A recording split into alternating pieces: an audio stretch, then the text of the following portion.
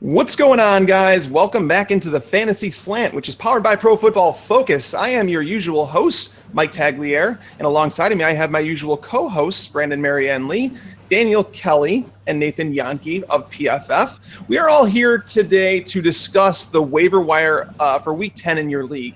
It's a big week for wide receivers. There's a couple running backs we're going to touch on. We always make it through every single position for you guys. We want to make sure that, when you're setting up your waiver wire priority, you know which player to go with. And, it's something we kind of started last week. We're going to go through and almost rank the players like together to try and convince each other of which to play, because there's definitely some different opinions this week on who people should pick up. But we're going to go through and talk to everybody to find out, what their thought is. But first, Nathan, I'm going to go out to you, and I'm going to ask you your thoughts on last night's game. There was obviously a lot of controversy surrounding the one play, and we all know what that play is before halftime with the kicker. How do you think that they handled that? Like, you watch a lot of games, and how do you think that the refs should have handled that?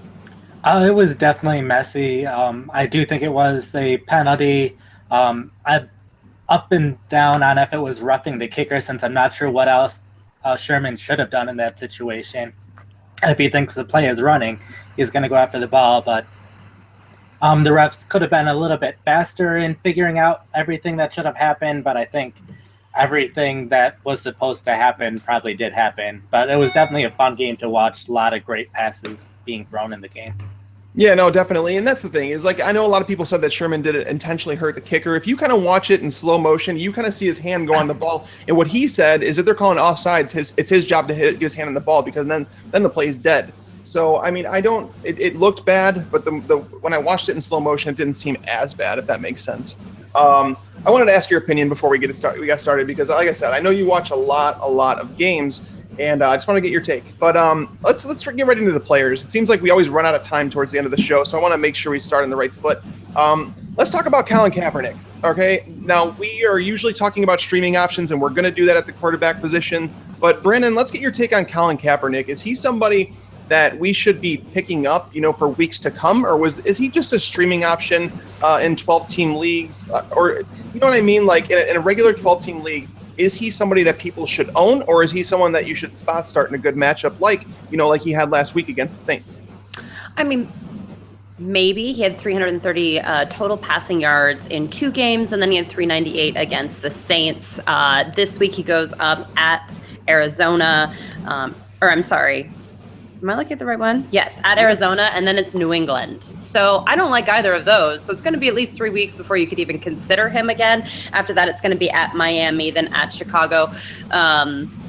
I still don't think that those are good enough for Colin Kaepernick, frankly. So because when you look at the fact that he was playing Tampa Bay and Buffalo before that, it's not like he was going up against defenses. Buffalo, but Tampa Bay you can throw on. So I even think spot starting is a little bit of a stretch, but certainly I'm not playing him in the next 2 weeks against those other defenses.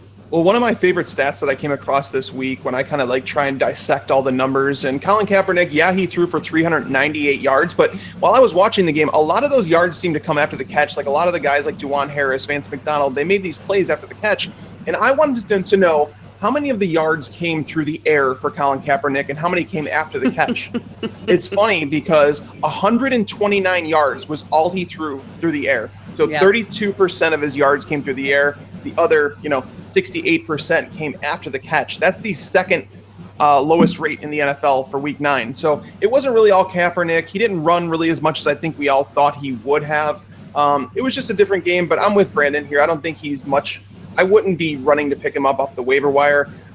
Nathan, I noticed that you have Bryce Petty ahead of him. You'd rather pick up Bryce Petty because it seems like Ryan Fitzpatrick has a sprained MCL. What's your take on Bryce Petty, and why do you think he's a better pickup at this point? Yeah, I think obviously if you definitely need a quarterback right now because all of your other options are gone, then go ahead and get Kaepernick. But if you want someone who maybe could do well down the line, I would go with Petty just because he's more of an unknown. Kaepernick, I think, has been playing even worse than Gabbert was throwing the ball. As you said, this last game, a lot of his yards was after the catch. Even he had 4 passes behind the line of scrimmage, and that somehow ended up getting him 83 yards and a touchdown, and that's not going to happen every week. So right. If I want a rest of season option, I think Petty, there's a chance he could be good, where Kaepernick, we know right now that he's not good.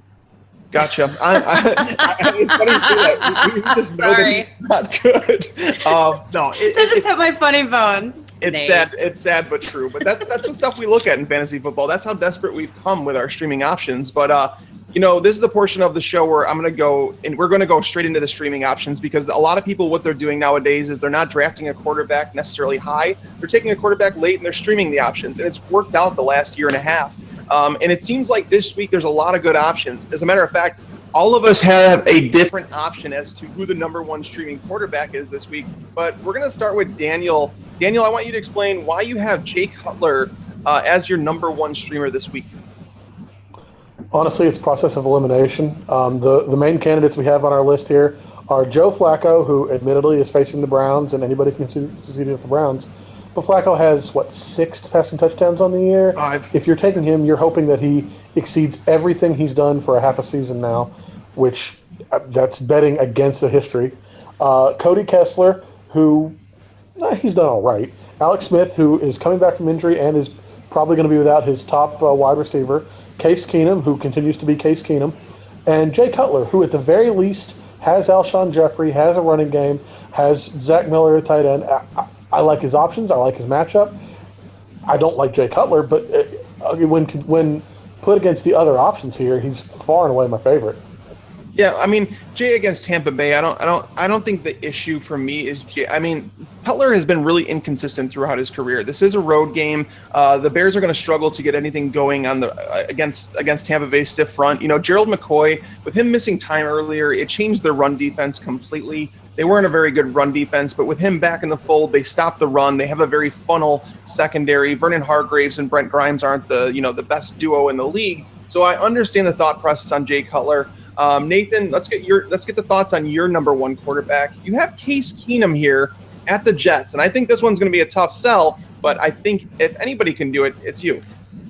Well, I think Keenum, he hasn't been doing a good job football-wise, but fantasy football-wise, I think he's been fine recently just because of volume. He's had at least 290 passing yards each of the past 3 weeks, and that's because the Rams just keep throwing the ball. The Jets are a team that are good against the run, so that'll be able to stop Gurley again. The Rams will be forced to pass a ton again. So even though Keenum hasn't been doing a great job throwing the ball, he'll have some bad throws in this one. He's still getting a ton of yards and still getting some touchdowns too. He has 5 over the past 3 games, which isn't great, but isn't bad either. So I think Keenum can score a decent number of points this week. Okay, so before going to Brandon, and Brandon's going to kind of be the tiebreaker of all this because I don't know who her number one pick is, but I'm going to talk about mine real quick. I'm a woman of mystery. Mine is Joe Flacco, and I know that that's weird to say because Joe Flacco has been awful. I actually tweeted out a stat yesterday that got a lot of attention that Joe Flacco, outside of his game against Cleveland earlier in the season, he's thrown just 4 touchdowns on almost 300 attempts, whereas Matt Ryan threw 4 touchdowns on 31 attempts on Thursday night. Joe Flacco, the only game where he threw multiple touchdowns was against Cleveland. And, guys, it's this Cleveland Brown teams that we talk about every single week. I have a rolling stat that kind of just upgraded in my little spreadsheet. And, they've now allowed multiple touchdowns in 15 of 17 games dating back to last season. The only quarterbacks who didn't were Ryan Fitzpatrick, just over a week ago. And then we had Blaine Gabbert in week 14 of the previous year. Joe Flacco did throw for 2 touchdowns earlier in the season. I do want to give credit to J.J. Zacharyson. He tweeted out something in regards to Flacco. He's on pace for over 4,000 yards, okay? I think he is 5th in the league in pass attempts, but he's only thrown a total of 6 touchdowns this year. There has been no quarterback in the history of the NFL who has thrown for more than 4,000 yards and less than 17 touchdowns. So therefore, you're looking at some serious positive regression with Joe Flacco. The touchdowns are going to come at some point unless he doesn't throw for the yards. Running back position is a mess right now in Baltimore. Terrence West is not running the ball well at all. Kenneth Dixon, he's starting to get more and more snaps. We're going to talk about him in a moment. But for me, there's enough questions about this run game right now, whereas Cleveland can be had against the pass. And Joe Flacco's in for some serious positive regression. So, Brandon, I'm going to go to you. So we have 3 different top options here. We didn't even talk about Alex Smith at Carolina yet. We haven't talked about Cody Kessler at Baltimore, which isn't even the worst idea. Who is your favorite streamer this week? All right. Well, I know this sounds a little bit crazy, narrative-y, and I apologize in advance to everybody, but I'm very interested actually in Alex Smith at Carolina. And the reason why I'm interested in him is because I think that there's going to be a little bit of a fire underneath him with this whole Foles talk. It's like, what does this guy need to do to get respect and not lose his starting job? You know what I'm saying? Like, they keep winning. He keeps holding the ball and making sure that it's secure. He gives them every opportunity at least to like not lose. So I think he's going to come out and try to be a little bit flashier. I think that he's going to try to pass the ball more. I think he's seeing that a lot of his targets are okay. This is also dependent on what happens with Macklin. But certainly, you know, a lot of their targets are coming to life here. And you just have to really like this matchup at Carolina. I just think that this is a perfect opportunity for him to silence anyone who has any question marks. It's a great matchup. So I'm interested in him for the upside. Of course, with him, there's always a 10-point floor that he will do and still win the game. And I get it. That's why he's so frustrating. People want Nick Foles. But at the end of the day, he's right. He's better than Nick Foles. And I think he's going to try to prove that this week. So, but yeah, I think that this week is, especially in like DFS purposes, I would pay up for quarterback. I don't love any of the streaming options, to be entirely frank. So I think they're all a little bit dart throws. No one here, there's not a lot of statistical evidence to support any of these candidates, which is why I'm concerned. I just said candidates because it's election day. Hey, everyone, the election's almost over. We can all agree on that. Back to Joe Flacco.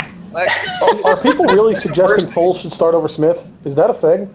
Yeah. No. Yeah, it is. I don't think he should, is what I'm saying. Like, oh, no, I just haven't heard people suggesting it. Yeah. Oh, God. Tell them to stop. Yeah. I wish we could. I wish we got into Andy Reid's ear. Oh, man. Think about that for a minute. Think about that. Yeah. Well, Alex Smith, for me, the worry about Alex Smith is that he has topped 237 yards passing just twice all year. In the games that he did that, it took him 48 and 50 attempts. He's thrown multiple passing touchdowns in 3 of his 7 games, which isn't awful, but he's not running the ball. The weird part is he's got just 31 rushing yards on the season, where in 2 of the last 3 seasons with the Chiefs, he's totaled over 430 yards rushing. And now coming off the concussion, I just don't think he has the rushing floor. We used to look at Alex Smith as a safe floor type guy. But you guys have heard all of our cases, so you can make what you will of it. I stand by my Joe Flacco one. I just think that there's positive regression there. The Browns are allowing a touchdown on 7.2% of their attempts against them. It's just a week where he can use it to get right. You know, I guess Joe Flacco I'm believing in more than I believe in the Browns defense. But do you think any of these would you say that there's more of a chance or less of a chance of any of these streaming options to go over 20 fantasy points in standard scoring? I think that Cutler and Flacco have it in them. Cutler is very hit or miss. Like, he's got his ups and downs. I know they're going to want to run the ball. I don't think they will be able to. I could see Jay being a solid option. I think Flacco and Cutler are solid floor options. I think that you're almost a lock to get 250 yards and a touchdown out of both of them. I do think Flacco throws 2 touchdowns. So, I mean. But how many interceptions do they each throw? Jay's going to throw 1. And Flacco's going to throw 1 as well. Right. That's my prediction, I guess. But yeah, no, I think Brandon's right though. In DFS, if you're playing DFS, I think it's completely a situation where you just pay up a little bit higher to get one of the better options. Fortunately for me, I don't have to recommend Joe Flacco in my cash game lineup I give out because he plays on Thursday, so I don't have to worry about it. That's such a cop-out. It really is. Wow. I kind of lucked out on that one. Yeah. All right, so the running back position, guys, this is a very top-heavy one. Looking at our cumulative ranks that we have here, there's 2 running backs atop the list that it seemingly we all agree are top 3 pickups this week. The first one being Kenneth Dixon. He reached 28.6 snaps this week, percent of snaps this week, which was a season high. He was out-touched by, I think it was just 5 with Terrence West. Brandon, what's your take on this situation going forward? I've been worried about Terrence West. I said if he struggled, I think that John Harbaugh is looking for a reason to go to Kenneth Dixon. Is this the changing of the guard? And do we see Kenneth Dixon kind of take on the majority role in this backfield? Yeah, I was high on Terrence West this week because I thought he had to get it right? Because if he didn't get it right this week, he is going to lose his job if Kenneth Dixon is healthy. The whole thing is that now that we're seeing that the snaps are going up, the touches are going up, I think we can safely say now that he is back. I think a lot of people thought that he would get a little more of a boost coming out of the bye, but I think they did. They just gave him one more chance. They gave Terrence West one more chance. Now, they're not giving Terrence West a lot of carries either, though, to be fair. It's not like he's had a lot of opportunities. So I think that, I have to, meter what I'm saying there. But absolutely, if you're going to grab someone that has the chance of taking a job, going up against a starter who is struggling, there is no way to deny Kenneth Dixon in those picks. And especially because there were very few injuries this week. There are very few waiver wire options this week. I don't know how he's not your top guy if you need someone and you're desperate. Correct. Now, Nathan, you don't have him as your number one option. Why is there a reason that you don't like Dixon very much? It's more that I like Perkins better. I think Dixon in that Baltimore situation, part of it's a little weird because most teams, they just have their halfbacks fighting for each other for snaps. Where Baltimore, they have their fullback playing the third down snaps for them, and I don't think that's going to change anytime. So I think even if Dixon takes over the starting running back role, if he continues to play more, or if he starts to play more than West, I think there's a cap to how high Dixon can get this year, where I think someone like Paul Perkins of the Giants, he's playing a higher percentage of snaps. He played 34% of snaps this week, which was a career high for him. So he's already seeing more playing time, and I think he's actually already outplaying Rashad Jennings.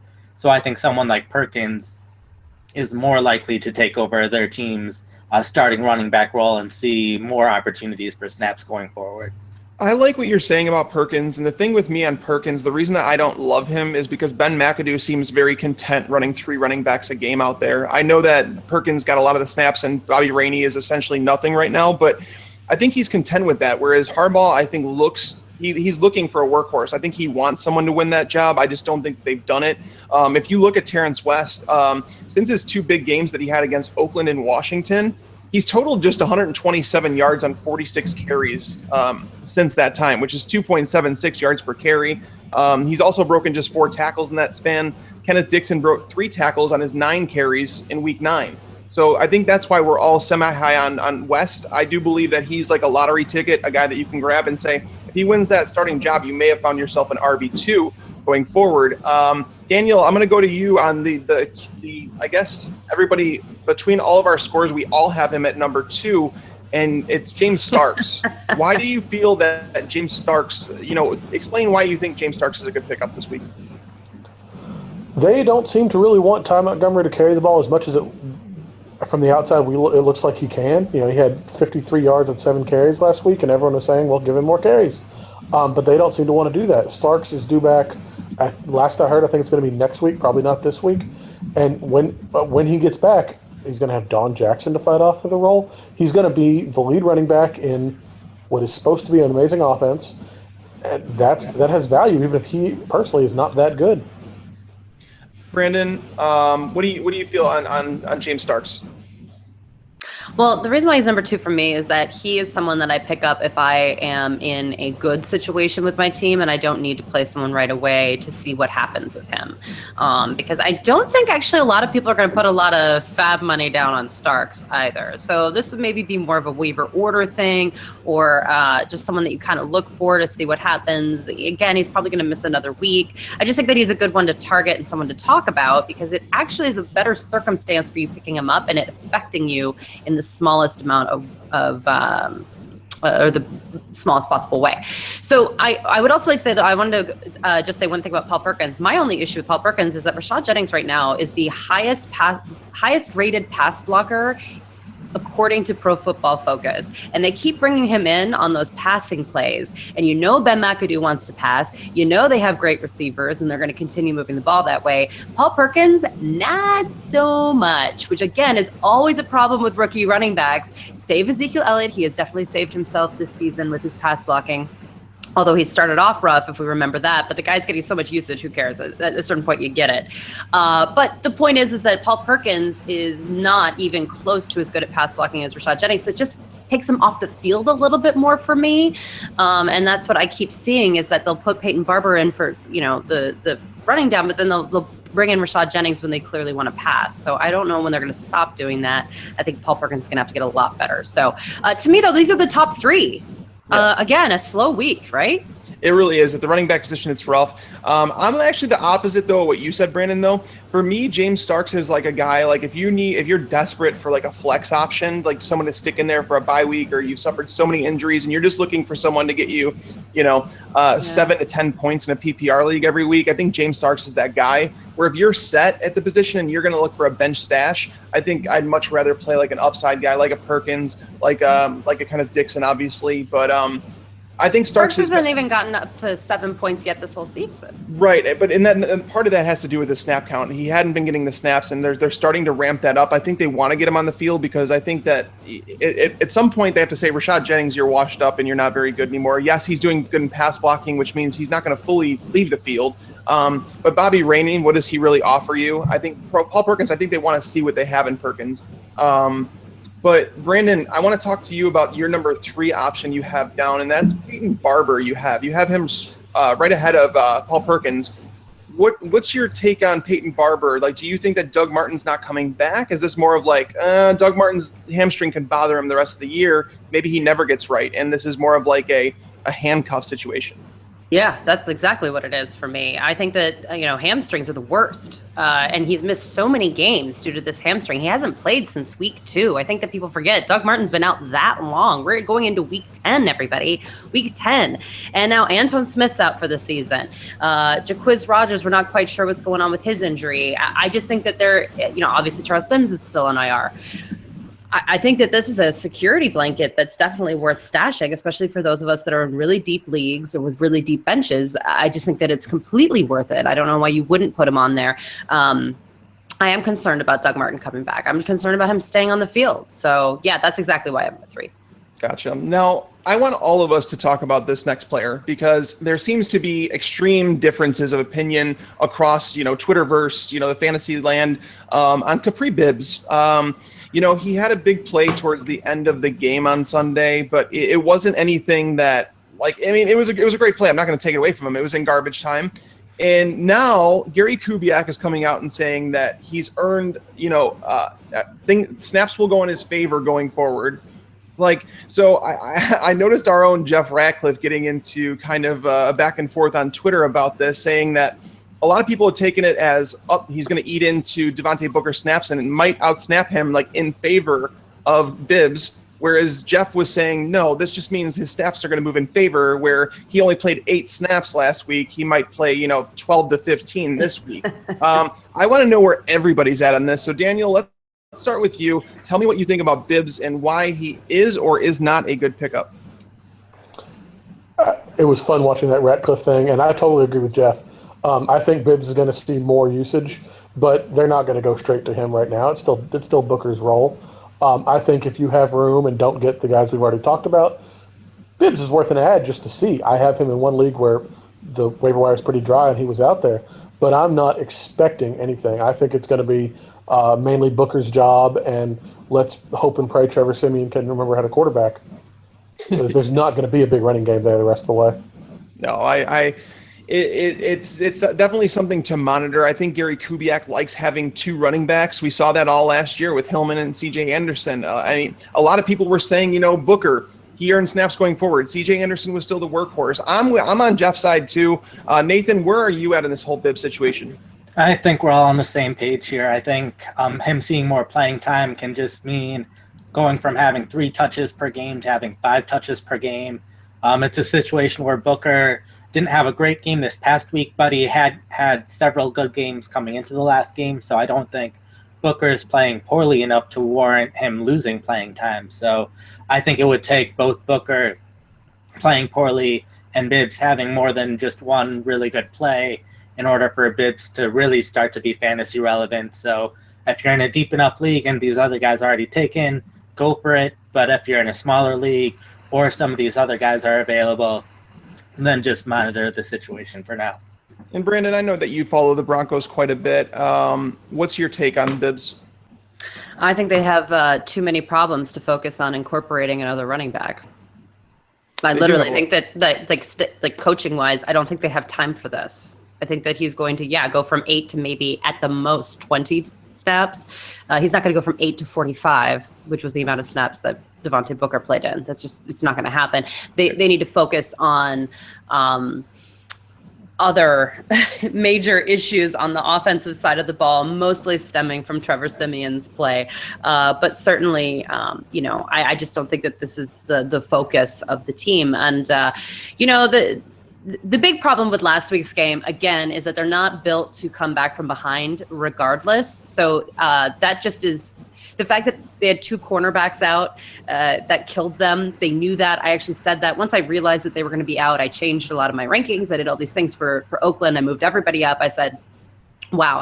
And when you move Chris Harris Jr. from the slot to the outside covering, it just was a complete bizarro thing. And then having, Wade Phillips up in the box instead of on the ground. There were just a lot of issues with this particular game that went against what the Broncos are built to do. So I'm not quite sure last week was a good example for anyone. So I'm certainly not picking someone up being like, yes, this is exactly how the Broncos will look next week. I don't think that's the case at all. So again, I just don't think that I don't think that's the focus of the team right now, is to incorporate another running back. I think they need to fix a lot of what the offense is doing in general.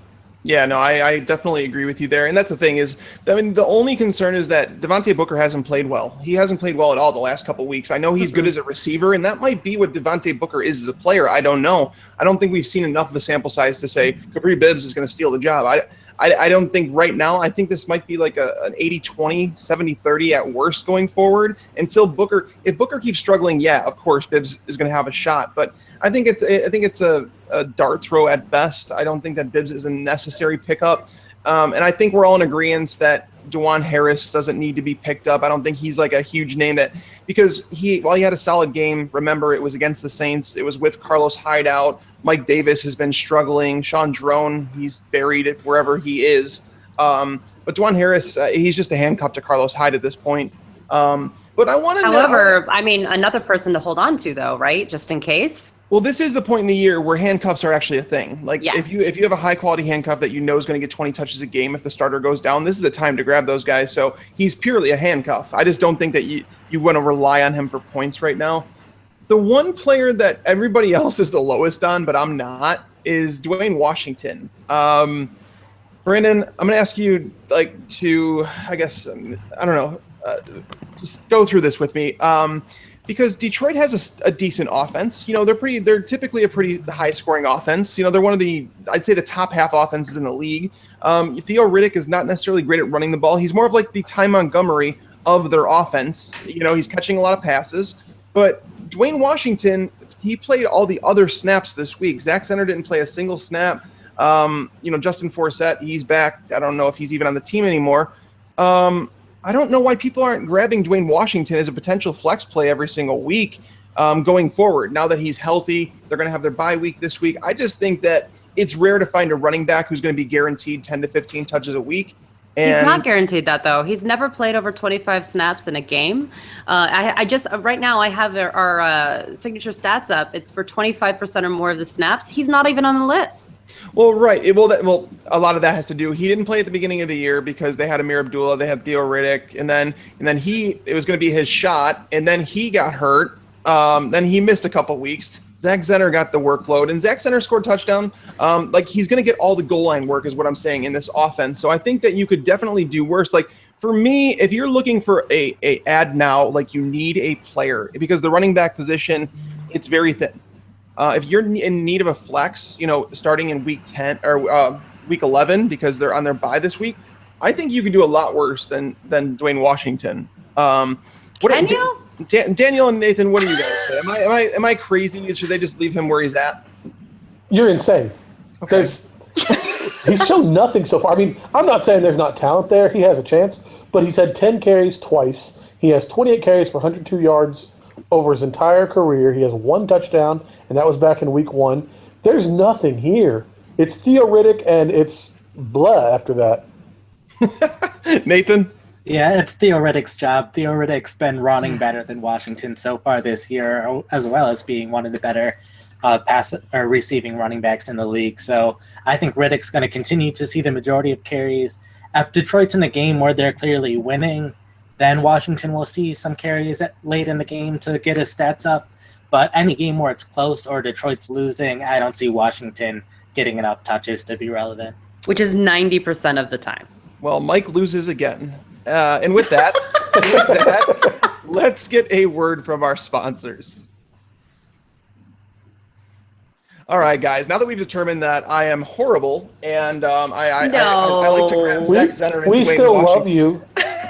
Well, that's always good. I think you're super optimistic. I just think we're all saying the other guys have the ability to be the number one guy, and Dwayne Washington basically has to knock out Theo Riddick over the head for there to be even a possible chance. And then still fight with Zach Zenner and Justin Forsett.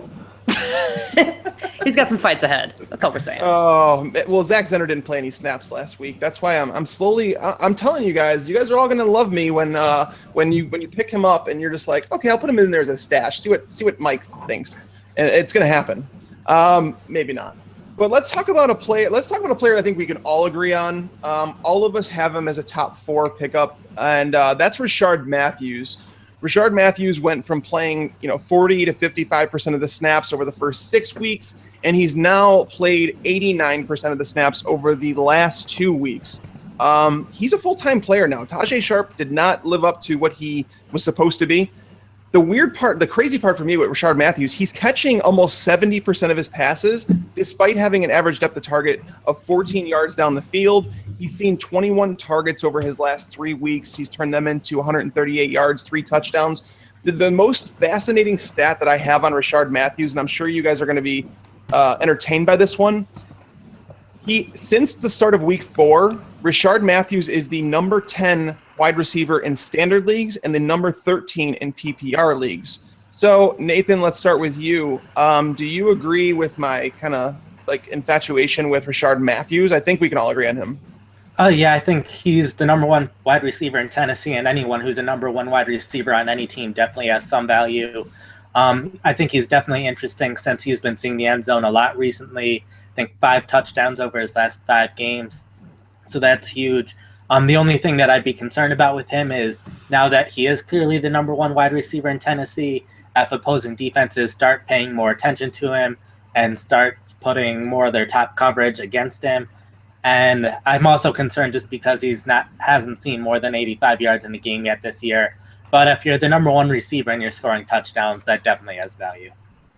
Yes, it definitely does have value, and he's doing a lot of that. He's scored 5 touchdowns in his last 5 games, I want to say is what it is. He's playing extremely well right now. Rishard Matthews is definitely an addition that you want if you're looking for maybe a wide receiver 3. I want to talk to Daniel right now because, Daniel, you have Rishard Matthews all the way down at number 4. Is there something there that you don't like about him? I find it hard to imagine the touchdowns are going to continue. He's seen 4 or fewer targets in 4 of his last 6 games. He's had under 40 yards in 3 of the last 5, even as he's been producing. It's insanely touchdown dependent right now. And as Nathan said, he's going to start drawing better coverage. I don't trust it. Brandon, let's hear the tie break here. I think it's tie break. Actually, no, it's not. But I want to hear your opinion anyways. The only other person that I like more is J.J. Nelson or Jamison Crowder, who's still available in over 40% of leagues on Yahoo, which is insane to you people. It's insane. So I will say that those 2 I like better. But I think that what we're seeing here is the emergence of Marcus Mariota being a solid quarterback. I just wrote an article today about it. This guy is not going anywhere. And even things like the deep ball, where he only completed the league low, 24%, I believe, of his deep balls. And now he's over 42% of his passes over 20 yards. So, you guys, he's improved on almost every single metric. And what we're seeing here is that he's bringing the rest of the team with him. And this is all based on the fact that the team leans on the run, so he's able to be confident and not feel the pressure of having the entire offense on his back like he did last year as a rookie. So I think what we're seeing is that the Tennessee targets in general are doing well because, all ships rise with that tide, right? So I think this is a very interesting place to be for Matthews and for the entire team, frankly. Well, yeah, we talked about Kendall Wright last week, and it's Rashard Matthews this week. So what does that have in common? Marcus Mariota. People called me crazy when I ranked Mariota over Bortles going into the season. But I stood by that, and Mariota has turned out to be a fantastic player. I didn't look so smart after the first couple weeks. Well, and Blake Bortles keeps getting the garbage time, so I don't know. We'll see. Oh, Blake He's so Bortles. gross. Can we not mention his name ever on this show again? He might be on the waiver wire before long in your league if he's not already. But J.J. Nelson, we'll talk about him. We did talk about him last week. But they went on their bye, so he's still somehow only 14% owned. I will say that I'm not even a big fan. I mean, I really don't want him. If I was able, he should be owned though. I mean, he's going to be a volatile wide receiver 4, I think. I think he's going to be very hit or miss. I think he's the 4th option on this team. I think that the offensive line is in shambles, and it doesn't allow them to take the shots downfield that they want to. Losing their left tackle, Jared Veld, here last week, he's a mammoth of a guy. Like, he's a huge guy. Losing him to the IR is going to hurt that offense, and it's been struggling as is already. So J.J. Nelson concerns me a little bit. Another name that's popped up that we definitely want to talk about is Marquise Lee. My boy. Yeah, so your Love boy. Marquise Lee. So we'll start right with you, Daniel. Let's talk about Marquise Lee, and why do you like him so much? The only reason Marquise Lee hasn't been running with the Allens for years now is injury. He was a high draft pick. He was supposed to be great. He's not been able to get healthy. Right now, he's healthy. Allen Hurns is in the concussion protocol. Allen Robinson is getting the targets, sure. But as of we saw it earlier today, the stat was Lee and Robinson have the exact same number of yards in the year, but Lee has, 30 fewer targets, 35, whatever. You 30. Tweeted it out, Mike. Yep. But he's got the same amount of yards, but 30 less targets. Mm-hmm. If you assume Hurns is out, which we don't know for sure yet, but if you assume Hurns is out, Lee, to me, is a wide receiver 3. If Hurns plays, he drops back a little bit, but he, of all the guys on our list, he and Nelson are the only 2 that could be every week starters if things break their way, to me.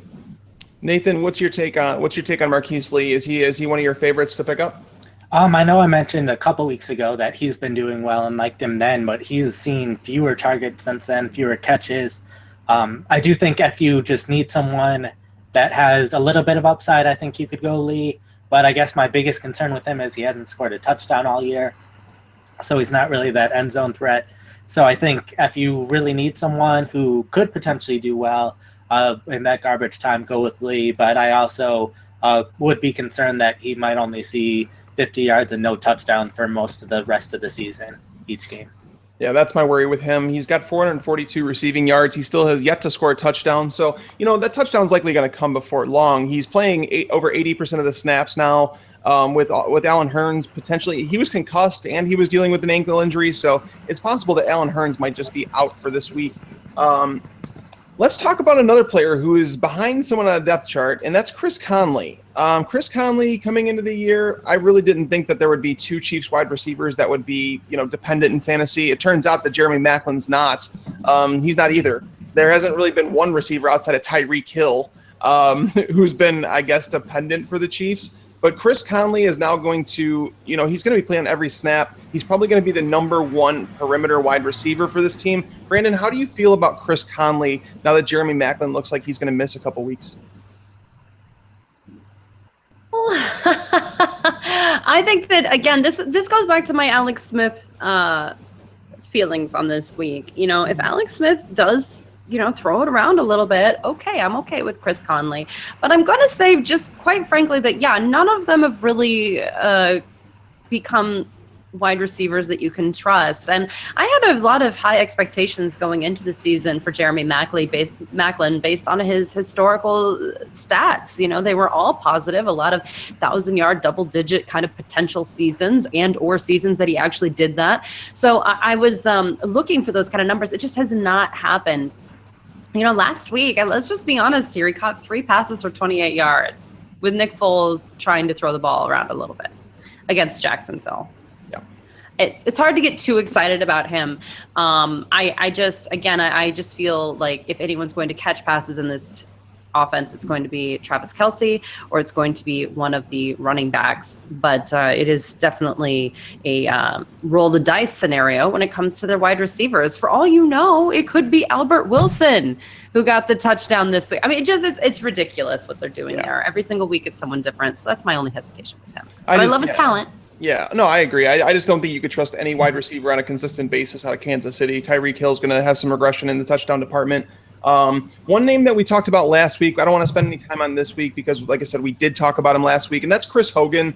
If Chris Hogan is out there in your league, we have him. Our consensus on him is that he is the number 3 receiver, tied with Marcus Lee. That it would be Rashard Matthews or J.J. Nelson, number 1 and 2. Then you'd have Marquise Lee, and then you'd have Chris Hogan right in that area. I do like him. But one name, there's 2 more names I really want to make sure we get to. One being Eli Rogers. Sammy Coates has not really been good, and this is not a news story. If he doesn't catch those long passes, there's essentially been one game where Sammy Coates has been really, really good. But this week he had 5 targets, didn't catch a single one of them, dropped a really, really bad touchdown. So that has kind of opened the door for Eli Rogers. With Ben Roethlisberger dealing with a knee injury, he seemed okay with taking shots downfield, but he wasn't very accurate. Yeah, I wouldn't think he seemed okay at all. No, he did. Well, that's the thing is I can't believe they put him out there. No, as the game went on, it seemed like he got a little bit better, but it was still, he was missing guys by 5 yards. It was kind of like a Ryan Fitzpatrick type game for him. He salvaged his day with a late, rushing touchdown. It really did. It looked Ryan Fitzpatrick-y, and that's the best way I can put it. That's a word. But what do we feel, Nathan? What do you feel about Eli Rogers? I think he's someone that's worth taking a gamble on. He saw 10 targets last week, and a decent number of these receivers that we're talking about now have yet to see 10 targets in the game at all this season. So I think in that offense, once Roethlisberger gets a little healthier, if he continues to look Rodgers' way, that's a formula to get plenty of yards. So I think Rodgers, he's probably not someone that I want to start this upcoming week. I want to see a little bit more consistency before I start trusting him, but I think he has more upside to do well late in the season compared to some of these other guys. Well, and when you look at their upcoming schedule for the Steelers, it kind of lines up for Rodgers extremely well. They play the Cowboys this week, who have struggled against slot receivers the entire year. Then they're going to be playing the Browns. Well, Jamar Taylor, we love you. Then they're going to be playing the Colts, Darius Butler. The schedule is lining up extremely well for Darius Butler, or for Eli Rogers. So for me, I like Rogers as a solid pickup. Another name who, Brandon, let's talk to you about this one. He's kind of going under the radar, by myself included, until I started looking further and further into it. And that's Dontrell Inman. Dontrell Inman is a name that I was like, don't even talk about. I didn't even want to talk about him earlier in the year on the Waiver Wire show, and for good reason. He had the one big game. But now with Travis Benjamin banged up, he has seen at least 6 targets in each of the last 3 games. He's topped 55 yards in each of those games, but he's yet to score. Is he somebody that people should grab if you own like Travis Benjamin? Because it's possible that Travis Benjamin, gets shelved.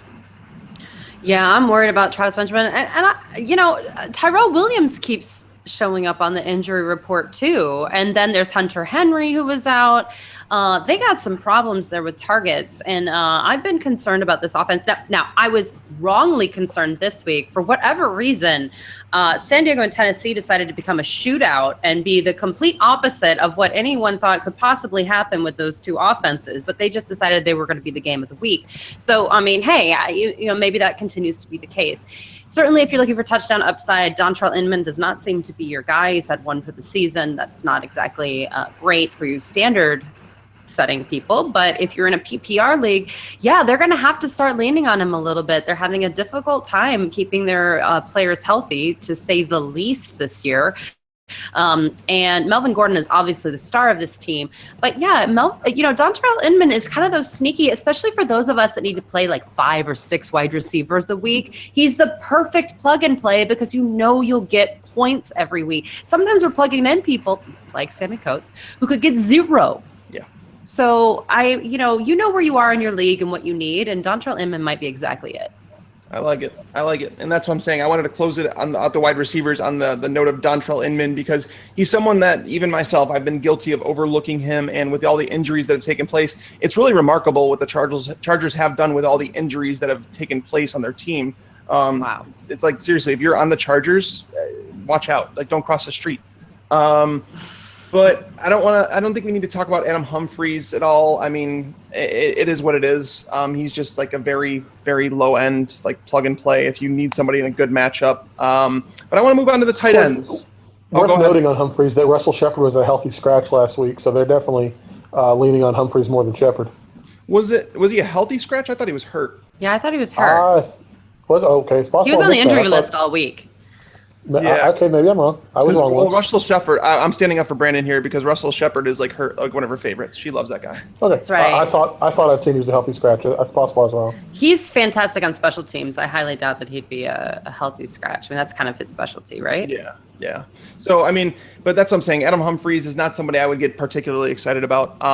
But let's talk about some tight ends. Our number one target on the waiver wire this week. It seems like of all of us, there's only one of us that doesn't have him number one. We'll talk about who the other player is. But, Daniel, you have let's just talk about your number one, actually. Let's go with him first. Austin Hooper.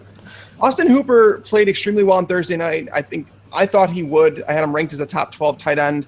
I think he's better than Jacob Tamme, even though he's a rookie. We know traditionally rookie tight ends struggle. But what about Austin Hooper makes him your number one tight end pickup? Well, I was with you. I wrote everywhere I wrote this week or last week. I said Hooper was a starter. He coming into the game, he hadn't missed a single one of his catchable targets all season. He is number 2 among all tight ends in fantasy points per opportunity, behind only Rob Gronkowski. With Tamme out, however long that is, he is going to be right behind. I mean, not right behind, but Julio Jones, Devontae Freeman, and then he's better than Mohamed Sanu as far as a pass catching option. What's not to like about Hooper? I love him as long as Tammy's out. Now, the guy we're going to talk about is going to have the job for longer because when Tamme comes back, he's going to be relevant. But if we're talking short-term pickup, it's Hooper easily for me. All right. So, Nathan, let's do the rebuttal. Let's go back to the guy that we all have ranked number one outside of Daniel, and that's C.J. Fedorowicz. I was surprised to see how low-owned he is in league still because he's been pretty consistent, right? Yeah, he's been very consistent recently. Saw 70+% of snaps in the last 2 games, which is the first time he's done that in his career. 3 touchdowns in the last 5 games, at least 4 catches in each of the last 5. So he's been consistently getting the ball, at times seeing the end zone. So I think you can pick him up and start him basically the rest of the season, and you'll get decent enough results. Yep. No, and that's the thing is, like, for me, Fedorowicz is the pickup. He's the more consistent option. We know he'll keep the job, whereas, Hooper, the Falcons, what they've kind of done this year is they've kind of gone with whoever the defense gives them. And, last week it just happened to be a good matchup for him. Next week it could be Julio Jones. It could be Tevin Coleman, Devonta Freeman. It could be Mohamed Sanu. Like, there is so many options in that team, and that's why the Falcons are playing such good football, is because they're not locking on to any one player. Hooper, I'll play in good matchups if he has the starting job, but Fedorowicz has turned into the safety blanket for Brock Osweiler. And, with where he's at in his career right now, I think that is a necessity. So, Brandon, let's talk about the tight end that everybody wanted to play this week, and it kind of turned out pretty well. He did drop a touchdown, but Lance Kendricks, 7 catches for 90 yards. Is he legit like a player that people should pick up, or is this like, no, I don't want to trust any Rams player? Well, yeah, that's what it is, right? It's the Rams. It's really difficult. It was a good matchup against the Jets for just about everybody because the Jets just in general are having a weird season defensively where you think, they're pretty good against the run, but other than that, they're just this disaster zone that people can throw on, and it just kind of deflates the whole team by the end of the game. And they still, they still lost. They still only scored 10 points. That's the Rams did. You know what I'm saying? Like, anyway. So okay. So the Jets are going to be the next one. It's going to be a very good matchup for him. So I'm going to say you can do it now. That's what I'm saying. You can still do it against the Panthers. I don't know, you guys. Fine. Wait, you guys, I'm starting to lose it a little bit with these Rams. It's like I keep looking at these numbers and I'm like, can I conflate this? Can I not? No, I can't. But when one kind of like sorry team goes up against another sorry team, magic can happen for your fantasy team. So that's why I kind of like Lance Kendricks this week. But after that, I'm out. I mean, to me, there's no comparison between him and Austin Hooper and CJ Fedorowicz. Just none. To me, there's a huge divide. I agree. I would agree. And I think Hooper is in the conversation with Fedorowicz until Jacob Tamme comes back, which I don't know when that is. But I think Fedorowicz is our consensus number one pickup. And then the last tight end, Daniel, do you have any takes on Vance McDonald? He's had a few big plays this year, but it doesn't seem like anything consistent that we can rely on. Vance McDonald continues to exist. He does. That's about all I got for you. If you're in a bind, sure. I don't think he's going to be miserable, but of this list of 4, he's easily number 4, and I think that's the case for all of us. Yeah, Nathan, are you on the same page? Pretty much, yeah. He has 2 big plays this year, a 75-yard catch and a 65-yard catch, and outside of that, he has a 55% catch rate, which is very low for a tight end. Not really seeing that many targets, so I don't like any of the other 3 tight ends we talked about over him. Yeah, and Colin Kaepernick is still his quarterback, so that's never a good thing. And one of those games was against Carolina, which was the same thing for Lance Kendricks. You know what I'm saying? Like, no, but I mean, like, that's what I'm saying. Like, okay, Carolina, you can do well. And then he plays New Orleans, you can do well. But what does that mean? I don't think we could have picked a better place to end our podcast for the day than talk about Vance McDonald and Colin Kaepernick. Guys, if you want to go through, Brandon, if you want to go ahead and start, give everybody your Twitter handle where they can find you, where they can ask you questions. Maybe they have a few questions about what we talked about on the show today. Sure. You can follow me at Brandon Her FFB on Twitter, as in Her Fantasy Football. Daniel? At Daniel T. Kelley, and that's Kelley with an EY because we spell our name weird. And Nathan? PFF_Nate Jahnke. That's PFF_NATEJAHNKE. And I am Mike Tagliere. You could find me at Mike Tagliere NFL. Guys, that wraps it up for this week. If you guys have any questions, hit us up on Twitter. Let us know who you're picking up. Maybe you disagree with some of our takes, but either way, we're going to be back here next week because that's what we do. We're going to argue. They're going to tell me I'm crazy because I'm going to suggest picking up Dwayne Washington again because he's on his bye week this week. But until next time, guys, lights out.